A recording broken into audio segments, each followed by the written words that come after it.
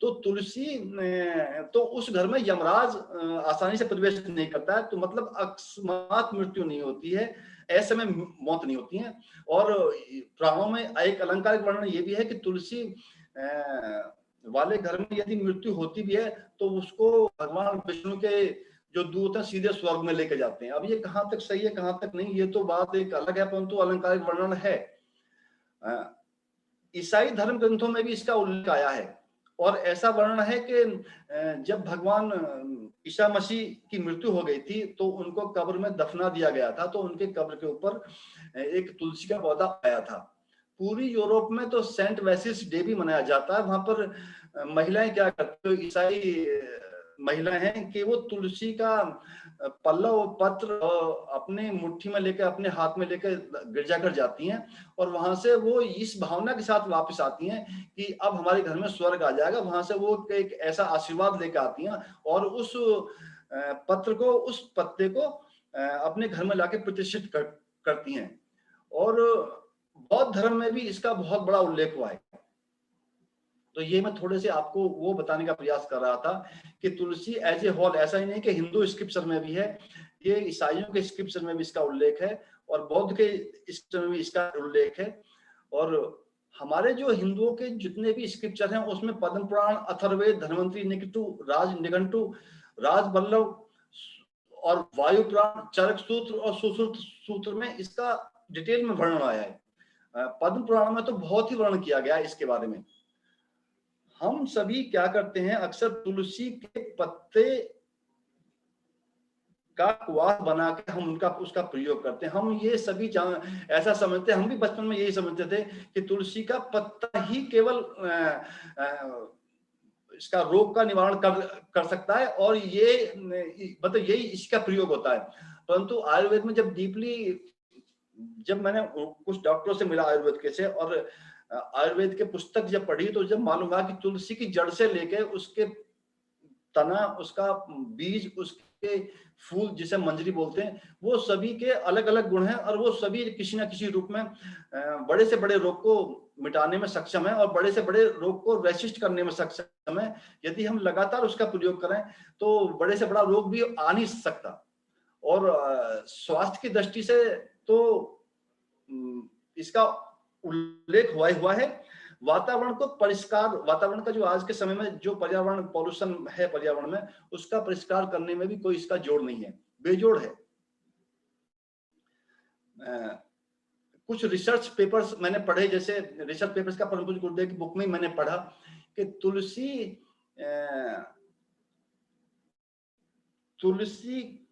के बारे में गुरुदेव ने यहाँ तक लिखा है कि यदि तुलसी के बारे में कितना ही लिखूं, मैं बाद में उसको बुक से पढ़ के बताऊंगा कि तो उतना ही कम है। एक रिसर्च में लिखते हैं वो कि डॉक्टर नादकर्णी एवं डॉक्टर खगेंद्र नाथ बसु ने तो ये बोला कि शारीरिक विद्युत को इम्प्रूव करने में तुलसी का बहुत बड़ा हाथ है।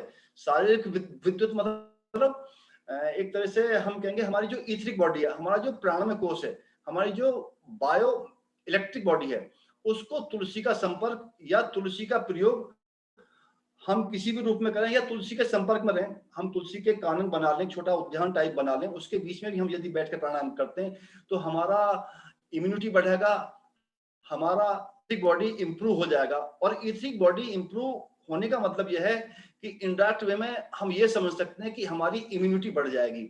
आज के पेंडेमिक माहौल में जिस इम्यूनिटी का हम रो रहे हैं, वो इम्यूनिटी को बढ़ाने के लिए डॉक्टर नादकर्णी एवं डॉक्टर खगेंद्र नाथ बसु ने स्पष्ट बोला है कि इससे हमारा विद्युत, जो जैव विद्युत है सर्किल, वो बढ़ेगा, हमारी ईथरिक बॉडी बढ़ेगी, हमारा प्रतिभा इसी से बढ़ती है और पराक्रमी पुरुष भी इसी का ही प्रयोग करके आगे बढ़ते हैं, मतलब इसी ईथरिक बॉडी का। आचार्य शर्मा ने भी ये स्पष्ट लिखा है कि जीवनी शक्ति को बढ़ाता है। जीवनी शक्ति फिर वहीं आते हैं हम, फिर ये इम्यूनिटी को बढ़ाएगा। आज की मेडिकल लैंग्वेज में उसको इम्यूनिटी कह सकते हैं, जीवनी शक्ति को। और एक बात मैं और आपसे शेयर करना चाहूंगा, वांग्मय नंबर 13 में एक जिक्र हुआ है। वांग्मय नंबर 13 से पहले मैं एक बात ये शेयर करनी चाहता हूँ कि मेरे एक मित्र हैं, एज में तो मुझसे छोटे, तो जब अब से 10 साल पहले तुलसी का प्रोडक्शन हमने एक लार्ज स्केल पर शुरू किया था तो घर घर तुलसी पहुंचा रहे थे और अपनी कंपनी के एम्प्लॉयज को भी दे रहे थे। तो उनमें एक बड़ी जिज्ञासा थी कि इनको क्या हो गया, ये अभी तक तो ऑर्नामेंटल गार्डनिंग में थे, अब ये तुलसी की तरफ कैसे डाइवर्ट हो गए।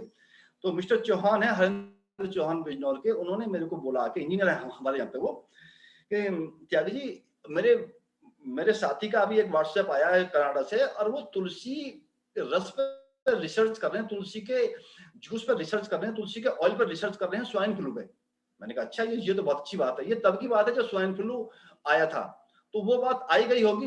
तो जब मैं गुरुदेव का वांग्मय नंबर 13 पढ़ रहा था, तो अब से 2-3 साल पहले, तो उसमें भी जिक्र आया है। उसमें ये जिक्र आया, तुलसी का जिक्र तो उसमें नहीं है, परंतु ये कह रहे हैं कनाडा की कोई फला यूनिवर्सिटी है, वो इंडियन हर्बल्स पे बहुत ज्यादा रिसर्च कर रही है, और उसमें उन्होंने ब्राह्मी का जिक्र किया है।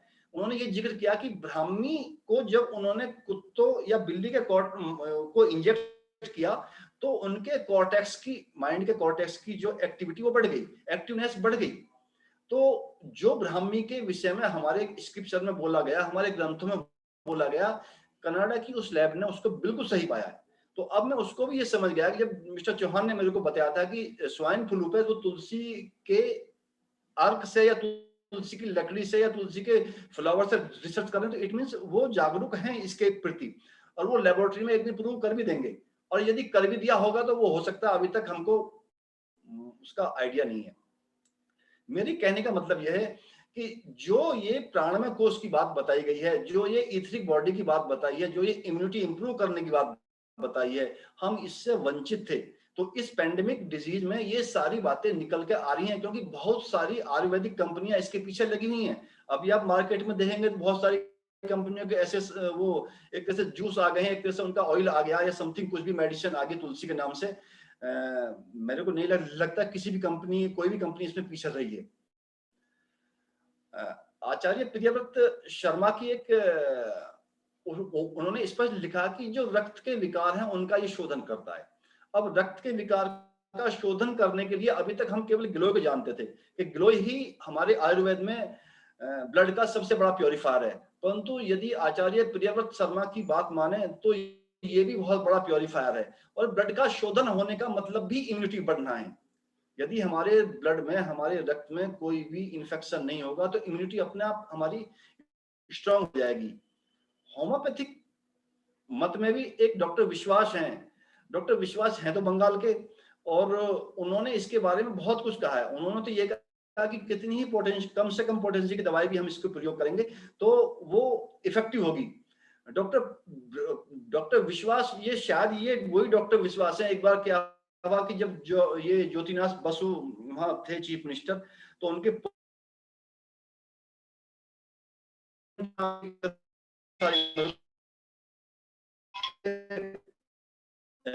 उनको थी, उनके ब्लड में क्लॉट बन जाता था, और जब क्लॉट बनता था तो वो दुनिया भर के डॉक्टर को उन्होंने दिखा लिया, यूके से वो वापस ले आए, वो क्लॉट नहीं कम हो रहा था, बार बार सर्जरी कराते थे, तो बात नहीं बन रही थी।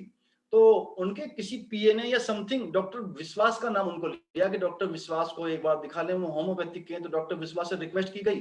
तो बेसिक क्वालिफिकेशन तो उनकी कोई ज्यादा नहीं थी, वो उस वक्त हमारे जीएम बताते थे कि वो कक्षा 8 ही पास थे। तो उनको कॉल किया गया, तो वो उनके घर गए, उन्होंने कहा कि मेरे को एक बार देखना है। तो उन्होंने देखा, उनको देखने के बाद में बोले किसी को भेज देना, दवाई हम दे देंगे क्लिनिक से। तो दवाई दे दी गई, और विद इन 36 या 48 आवर वो उन्होंने सारी गांठें खोल दी। तो डॉक्टर विश्वास एक बहुत जाना माना नाम है।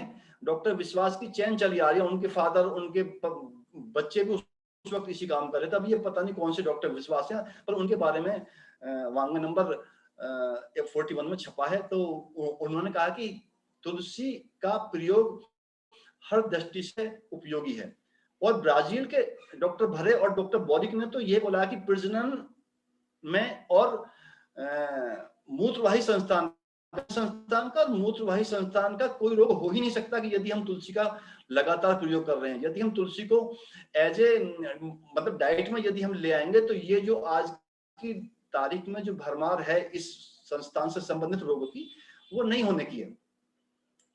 और यूनानी मत में तो हृदय हुआ, लीवर हुआ, किडनी हुआ, इस सब को स्ट्रॉन्ग करने की बात कही गई है। अब मैं आपसे इसका कंपोजिशन, केमिकल कंपोजिशन शेयर करूंगा। इसमें जितने भी बायोकेमिकल पाए जाते हैं, जैसे टेनिन है, सेवोनिन है, ग्लूकोकाइड है, एलेक्साइड्स है। जो मेन एक्टिव इसका एलिमेंट है वो है पीला वेपोराइज होने वाला तेल।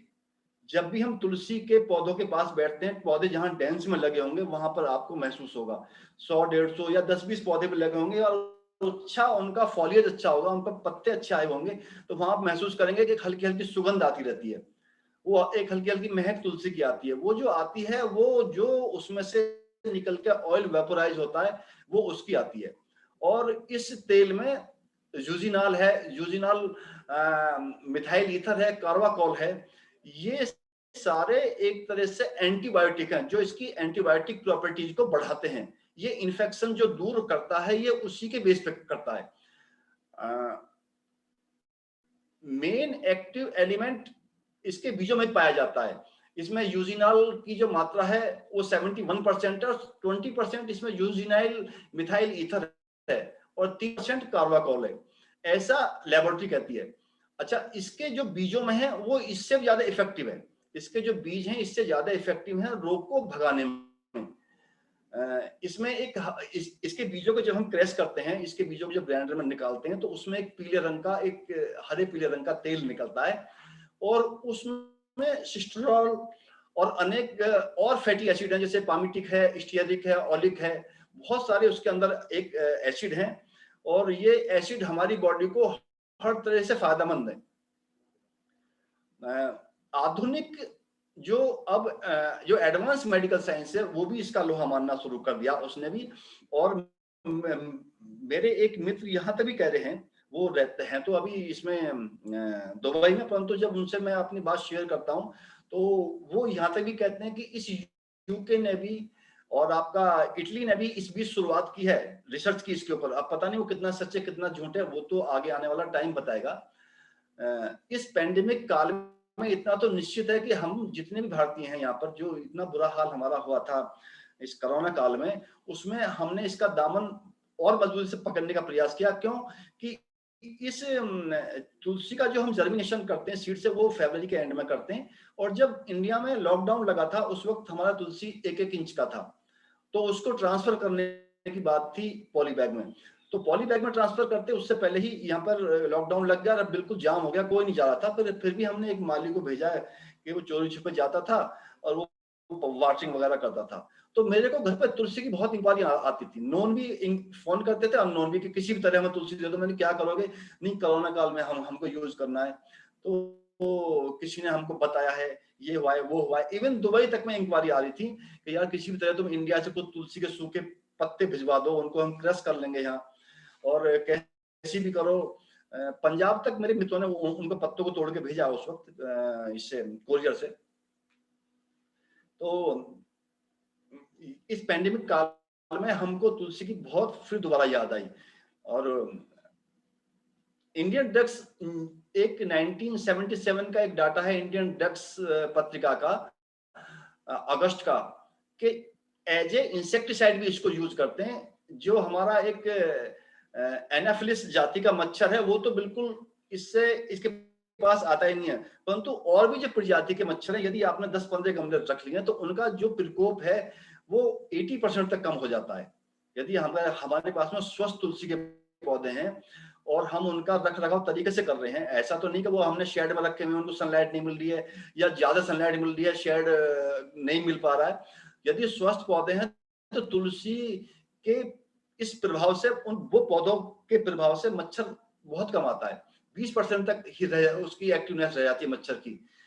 और एक डॉक्टर पुष्पगंधन और सोबती का एक लिखा हुआ है कि उन्होंने वर्ष पूरे विश्व को तुलसी के बारे में बताया और ये भी बताया कि इंडिया में आयुर्वेद में कितने बड़े स्तर पर इस पर रिसर्च हुई है। एंटीबायोटिक और कीमियोथेरेपी एक पत्रिका है जो तुलसी का प्रयोग उन्होंने किया है। और उन्होंने टीबी का जो माइक्रोबैक्टीरियम ट्यूबरकुलोसिस नाम का जो बैक्टीरिया है, उन्होंने इस पे स्पष्ट लिख रहे हैं कि उन्होंने पाया कि इसका बढ़ना बंद हो गया है। बढ़ना इन द सेंस उसकी ब्रीडिंग, उसका प्रोपेगेशन, उसका जो वो डिवाइड करके बढ़ रहा था उसको रोक दिया उसने, तुलसी के प्रयोग ने। और ट्यूबरकुलोसिस में बिल्कुल रामबाण साबित हुआ, ये कहना है एंटीबायोटिक्स एंड कीमोथेरेपी पत्रिका का। और एक उन्होंने ये भी लिखा कि ये ह्यूमन स्ट्रेन को भी कम करता है, स्ट्रेस को कम करता है, और जो बॉडी हमारी स्टिफ हो जाती है उसमें भी ये फ्लेक्सिबिलिटी लाता है। इतने बड़े लाभ होने के बावजूद भी हम इसको एक तरह से मानता हूं, हम जकड़े रहे आज तक के हम इसका वो नहीं करेंगे, मतलब केवल अपने घर में एक तरह सिंबॉलिक हमने इसको रख लिया और इसका पूरा लाभ हम नहीं उठा पाए। वेल्थ ऑफ इंडिया ने तो इसको वेल्थ ऑफ इंडिया में भी इसका जो जीवाणुनाशक, इसका जो प्रॉपर्टीज है, जो इसकी एंटीबायोटिक प्रॉपर्टीज है, उसके बारे में उन्होंने भी काफी कुछ लिखा है। तो ये मेरा थोड़ा सा, मैंने आपको साइंटिफिक दृष्टि से या आपको मेडिकल साइंस के पॉइंट ऑफ व्यू से थोड़ा बताने का प्रयास किया। एक प्रॉपर्टीज और है इसकी, इसमें एक वो विटामिन पाया जाता है कि जो एंटीकोएगुलेस विटामिन है, जो स्टेफिकोगुलेस जो प्रॉपर्टीज है ब्लड में, वो उसको थक्का नहीं बनने देता है, और थक्का नहीं बनने से मतलब हृदय रोग में रामबाण है। फिर ये आराम से स्ट्रोक नहीं होता, ना ब्रेन स्ट्रोक ना हार्ट स्ट्रोक आदमी को होता है। तो ये दोनों प्रोटीन, इसके मतलब जो एंटीकोएगुलेस प्रोटीन है वो अधिकतम मात्रा में इसमें। और अगले दिनों जो भी हमारे शास्त्रों में इसके बारे में बोला गया है, वो मेडिकल साइंस उसको प्रूव कर ही लेगी, आज नहीं तो कल, ऐसा मेरा अपना विश्वास है। तो तुलसी की जो जातियां हैं वो 6-7 जाति इंडिया के अंदर मुझे जो नॉलेज है वो पाई जाती हैं। जो रामा तुलसी है वो वातनाशक है, और जो श्यामा तुलसी है वो कफनाशक है। बाकी सुरसा है, मरुवक है, कुठेरक है, बरबरी है, वन बरबरी है, दमनक आदि है, वन तुलसी है। ये इनमें से मैंने कपूर तुलसी को तो देखा है और मैंने मरुवक को देखा है, परंतु और बाकी की तुलसियों को मैंने देखा नहीं है। परंतु जो आयुर्वेदिक औषधियां आती हैं वो ज्यादातर वन तुलसी वगैरह का वो प्रयोग करते हैं या श्यामा तुलसी का प्रयोग करते हैं। आयुर्वेद के ग्रंथों में जहां पर भी तुलसी का नाम आए वहां समझ लीजिए कि ये श्यामा तुलसी का यूज करने के लिए बोल रहे हैं, या श्यामा तुलसी इन्होंने यूज किया, क्योंकि वो कफनाशक होता है। हम यहाँ पर जो प्रोडक्शन कर रहे हैं अपने यहाँ रामा और श्यामा दोनों का कर रहे हैं। रामा को पब्लिक ज्यादा प्रेफर करती है, तो इसलिए श्यामा को तो श्यामा का इसलिए हम ज्यादा प्रोडक्शन कर रहे हैं। और अब मैं आपसे थोड़ा सा अब वो शेयर करना चाहता हूँ कि ये हमने शुरुआत कैसे की और कैसे कैसे हम इसको डिस्ट्रीब्यूट कर रहे हैं। तो अब से 15 साल पहले मेरी कंपनी में EHS सर्टिफिकेशन के लिए अप्लाई किया गया था, और EHS सर्टिफिकेशन में जो भी कंपनी वेस्ट जनरेट कर रही है, भले ही वो बायोडिग्रेडेबल हो, नॉन बायोडिग्रेडेबल हो या हजारडस वेस्ट हो, कोई भी वेस्ट जनरेट कर रही है उसको मैनेज करना था कंपनी के अंदर ही, फैक्ट्री से बाहर बिल्कुल भी नहीं जाने देना था। तो जो बायोडिग्रेडेबल वेस्ट है उसको हमने उसको रिसाइकिल करना शुरू किया वर्मी कल्चर के थ्रू। हमारी जो किचन है, हमारी किचन से लगभग 3-3.5 quintal cooked waste per day निकल रहा था। और जो हमारी जो हॉर्टिकल्चर वेस्ट आ रहा था वो भी लगभग इतना ही था, क्योंकि बहुत बड़े लॉन थे, डेड लीव्स आ रही थी उनकी, कट ग्रास आ रही थी, तो ये भी इतने आ रहे थे। तो हमने उनको एक तरीके से रिसाइकिल करने का अपना जिम्मा लिया और हमने उनको रिसाइकिल करना शुरू किया। एक एनवायरमेंट फ्रेंडली सोसाइटी को बुलाया, वो एनजीओ थी उसको बुलाया, उसकी कंसल्टेंसी लेकर हमने वर्मी कंपोस्ट शुरू किया। तो वर्मी कंपोस्ट में बात क्या आई कि कुक्ड वेस्ट को केंचुआ नहीं खा पा रहा था, क्योंकि कुक्ड वेस्ट में स्पाइस होता है और साल्ट होता है, वो दोनों ही उसके लिए दुश्मन है। तो उस कंपनी ने बोला कि आप इसे वहां ले जाएं पिगरी फार्म में। खैर हमने वो बाद में एक R&D की और हमने उसको वो रिसाइकिल करना शुरू कर दिया। जब उसका खाद बना तो वो लार्ज स्केल पे बना, तो हम इसे कहाँ लेके जाएं, हमारे पास जितना यूज हमने किया उतना किया। उसी दौरान मैं बेसिकली हॉर्टिकल्चर, उसी दौरान मेरे को हाउस कीपिंग थमा दिया गया था। तो हाउस कीपिंग में हम 50 kg लगभग पर डे स्वीपिंग डस्ट हमारी आ रही थी, जो रोड पर झाड़ू मारते थे तो बाहर डाल नहीं सकते थे। तो इसलिए ये माइंड में आइडिया आया कि क्यों नहीं इस खाद को इसमें मिला के, इस स्वीपिंग डस्ट में मिला के, और हमारे एक इंजन का पार्ट आता है उस पॉलिथीन में, हमने इसको स्क्रैप यार्ड से लिया पॉलिथीन को और इसमें मिक्स किया और वो भर दिया। और वो भर तो दिया, परंतु इसमें लगाया क्या, तो हमने 2-4 हजार पौधे से शुरुआत की थी इसकी, और ऑर्नामेंटल गार्डनिंग की तरफ से ध्यान हटा के एनवायरमेंट फ्रेंडली गार्डनिंग की तरफ ले आए थे। तो उस वक्त हमने केवल इन हाउस इसको डिस्ट्रीब्यूट किया और इसको मैनेजमेंट को बताया भी कि इससे हमारा वेस्ट भी मैनेज होगा और इससे हम अपने एम्प्लॉयज तक इसको उनके घर तक पहुंचाएंगे। तो ये मेडिसिनल भी इसकी वैल्यू है और इसकी स्क्रिप्चुअल भी इसकी बहुत सारी वैल्यू है, स्पिरिचुअल भी। तो धीरे धीरे ये बात बनती गई और फिर हम इसको बढ़ाते गए। पिछले 10 साल से हम इसको उत्पादन कर रहे हैं इसका पूरा, और 7 साल से तो हम 50,000 पर एनम इसको हमारा एक टारगेट है, हमको एनसीआर में इसको बांटना है। जब लार्ज स्केल पे इसको पैदा करना शुरू किया तो डिस्ट्रीब्यूशन की प्रॉब्लम भी आई, तो कुछ एनजीओ भी हमारे साथ आ गई थी, एनवायरमेंट फ्रेंडली जो एनजीओ हैं वो भी साथ आई। आरएसएस वाले बहुत साथ आए हमारे, आरएसएस वालों ने बल्क में इसको मंगाया। अपना गायत्री परिवार दिल्ली, फरीदाबाद, आपका ये गाजियाबाद और अपना ये जो मुरादनगर है, मोदी नगर है, सिकंदराबाद है, इन सभी ने लार्ज स्केल पे इसको मंगाया और खूब बांटा इसको हमने। अब लास्ट ईयर तो ऐसा था कि डिमांड ज्यादा थी और हम पे इतना ये बन नहीं पा रहा था, क्योंकि ये कंपनी में काम करते हैं, मेरी भी अपनी फाउंडेशन, हम ज्यादा नहीं इसमें बना पाते थे। तो दूसरा एक बात मैं आपसे ये शेयर करूंगा कि ये तो हमारा 10 साल का एक एक्सपीरियंस और भी मेरे को हुआ कि जब से तुलसी हमने पैदा करना शुरू किया उस वक्त से तुलसी का प्रयोग मैंने अपनी बॉडी के ऊपर भी किया। और आज के टाइम में तो हम ऑफिस में 7-8 आदमी जो बैठते हैं, वो 7-8 में से वो एक सुबह सज्जन आ जाते हैं, उनकी ड्यूटी ये है कि वो सबको एक एक गिलास क्वाथ बना के तुलसी का सबको देते हैं। अब तो वो हमारे ब्रेकफास्ट में आ गया, डाइट में आ गया। जिस दिन वो किस तरह काढ़ा नहीं बनाते, पत्ते उसको उपलब्ध नहीं होते, तो उस वक्त सब उनको चेक करते हैं आज क्यों नहीं बनाया। तो इस कोरोना काल में हम उसमें गिलोय भी डाल रहे हैं, उसमें हम अर्जुन की छाल भी यूज कर रहे हैं। ये सारे प्रोडक्शन हमने वहीं पे किए हुए हैं कंपनी के अंदर ही। तो मेरे को अभी करीब, क्योंकि मेरी उम्र करीब 57 साल में, 57 वर्ष मेरी उम्र हो गई है, तो मेरे को अभी करीब 2 हफ्ते पहले मेरे को एक दिन केवल फीवर तो आया था, वरना 10 साल में मेरे को कोई जुकाम नहीं, कोई फीवर नहीं, कुछ नहीं। मैं सुबह 6 बजे घर छोड़ देता हूँ, मैं सुबह 2 बजे जगता हूँ, 8 बजे सो जाता हूँ, और मेरा फील्ड जॉब है, मैं खूब भागता हूँ उसमें फैक्ट्री का अंदर भी। तो ये मेरा अपने ऊपर एक प्रयोग है और मैंने अपने उम्र के और आदमियों से इसको यदि कंपेयर किया है तो मेरे को लगता है कि मेरे को उसका फायदा हुआ है, और मेरे ऑफिस में भी मेरे आदमी को उसका फायदा हुआ है। तो जो तुलसी हमारे सूख जाता था उसका प्रयोग भी हमने यज्ञ में किया है। उसको हमने राव साहब के यहाँ बड़े बड़े यज्ञ होते थे, वहां भी चेतना केंद्र भी भेजा, उसको सोलाना जो हमारी शक्तिपीठ है वहां भी हमने भेजा है, वो उसको यज्ञ में प्रयोग कर रहे हैं। और अब मेरे जैसे भी मैं रिटायर हो जाऊंगा उसमें एक हमने बहुत एक अच्छा रोड मैप बनाया हुआ है, उसका एक्शन प्लान भी बना लिया है। अभी हम केवल वेट कर रहे हैं कि हमको एक जमीन नहीं मिल पा रही है, हमको 1000 स्क्वायर मीटर जमीन कम से कम चाहिए। हम तुलसी उत्पादन तो करेंगे परंतु जो सिटी का वेस्ट है, जो केवल बायोडिग्रेडेबल वेस्ट है, उसको रिसाइकिल भी करेंगे, और रिसाइकिल करने के बाद में जो खाद बनेगी उससे तुलसी पैदा करेंगे हम। उसमें जो परम पूज्य गुरुदेव ने जो हमारे साथ आंदोलन है, उसमें जो एक आंदोलन हमारा पर्यावरण का शोधन करना भी है, उसमें हम दोहरे लाभ लेंगे। उसमें हम वेस्ट को भी रिसाइकिल करेंगे, जिस वेस्ट को कोई छूने को तैयार नहीं होता उसको पास को निकलते हैं, जहां वेस्ट का डस्टबिन होता है तो मुंह पे कपड़ा रख कर या हाथ रख कर निकलते हैं। तो मेरे को जैसे एक्सपीरियंस हुआ है उसको हम इजीली रिसाइकिल कर देंगे।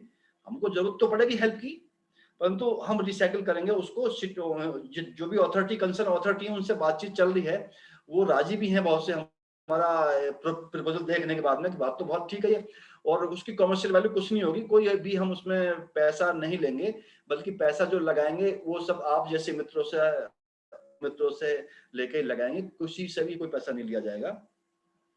और अपना टारगेट ऐसा है, इंफ्रास्ट्रक्चर हम इतना फैलाएंगे कि हम एनसीआर में हर सीजन 5 लाख तुलसी मतलब भेज सकें, हम 5 लाख तुलसी बांट सकें। और परम पूज्य गुरुदेव ने जो कहा कि घर घर होना चाहिए, इसको घर घर हम पहुंचा सकें। और हम ये मेरी आप सभी से जितने भी इस क्लास में हैं या जो भी जो अनुपस्थित भी हैं, उनसे मेरी ये हम्बल रिक्वेस्ट है कि जब तुलसी तैयार होगी 2, 4, 5, 6 महीने बाद, यदि जमीन उपलब्ध नहीं हो तो डिले हो सकता है, जमीन उपलब्ध होगी तो हमारे पास में बाकी सब साधन जुटाए हुए हैं, तो हम 2, 4, 5, 6 महीने बाद जब रिक्वेस्ट करेंगे राव साहब से या इसको व्हाट्सएप पर डालेंगे तो सब पूरी ताकत से इसको पूरे एनसीआर में पहुंचाने का प्रयास करेंगे। ये मुझे आपसे सहयोग की जरूरत है। और ऐसा मेरा विश्वास है कि गुरुदेव की इच्छा रही तो, गुरुदेव की कृपा रही तो, महाकाल की इच्छा रही तो ये हम नेक्स्ट ईयर से शुरू कर देंगे।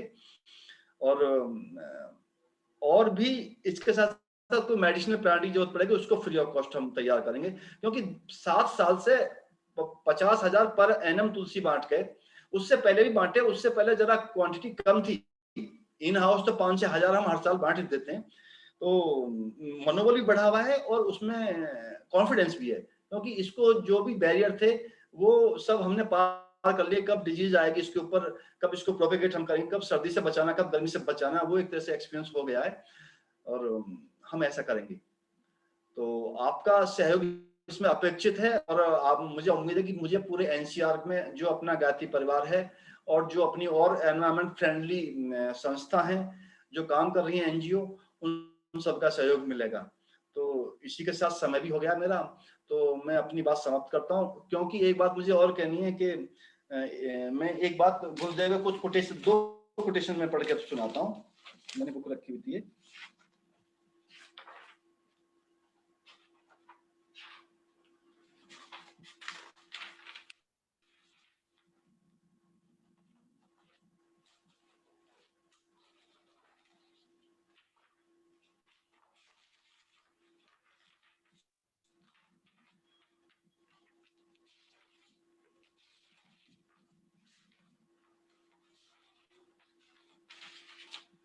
हाँ, गुरुदेव ने लिखा है, ये वांग नंबर 41 है, प्रश्न नंबर है 6.11।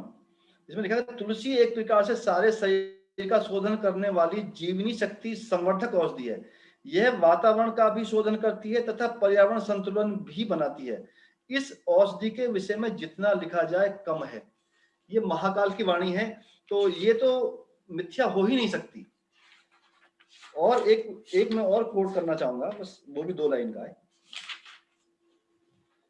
इसमें लिखा है कि यदि प्रातः, दोपहर और संध्या के समय तुलसी का सेवन किया जाए तो उससे मनुष्य की काया इतनी शुद्ध हो जाती है जितनी अनेक बार चंद्रयान व्रत करने से भी नहीं होती। तुलसी की गंध वायु के साथ जितनी दूर तक जाती है, वहां का वातावरण और निवास करने वाले सब प्राणी पवित्र निर्विकार हो जाते हैं। महाकाल ने इतना इसके बारे में बोला, तो ये तो मिथ्या हो ही नहीं सकता। बस थोड़ा सा ये रहा कि हमने इस तरफ कोई विशेष ध्यान नहीं दे पाए हम। तो आप सभी का यदि सहयोग रहा तो मैं इसे बनाऊंगा और इससे आगे बढ़ाएंगे काम को। तो मैं कोई प्रोफेशनल